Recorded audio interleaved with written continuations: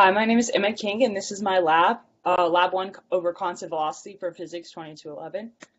So this lab went over constant velocity, and it uses Newton's second law to graphically predict the position of an object in constant motion. And to do this, I used the two equations, which are V final equals V initial plus F over m times delta t. And since we want constant motion and velocity, that means Vf equals Vi, so the net force acting on the object must equal zero. And then we can then use this constant velocity and plug it into the position equation, which is final position equals initial position plus velocity times the change in time. And using a real object in my experimental data, I used Tracker to track the motion of the object over a given period of time and compare this to a model generated in VPython of an object with the same mass, initial velocity, and time frame. So to do this, I set up my experiment, which was me rolling an empty 2-liter bottle across my kitchen counter. And to find the reference size, I used the diameter of the bottle, and then the weight was listed on the bottle. So this is what it ultimately looked like after I plotted it in Tracker.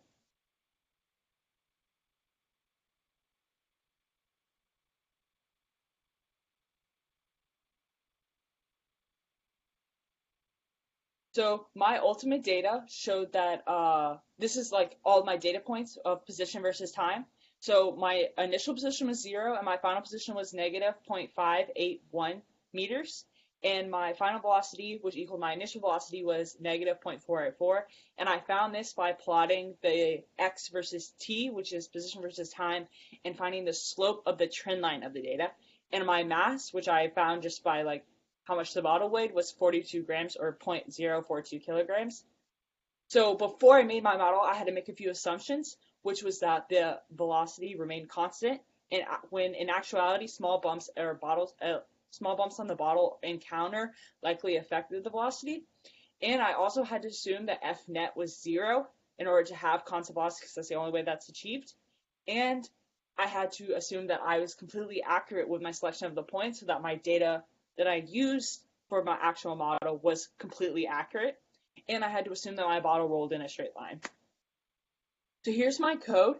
The numbers I had to change was my mass of my bottle, which was 0.042 grams. I had to put my velocity, which was negative 0.484 meters per second. My delta t was 0.01655, which was the frame rate of the video. So that's what I used so that I would have a similar number of data points to compare them with each other. So my time went from 0 to 1.2, so that's why I have while t is less than 1.2. I had to assume F net was equal to 0. And then these are my two equations that we got from Newton's second law. And this is what it actually looked like once it was plotted.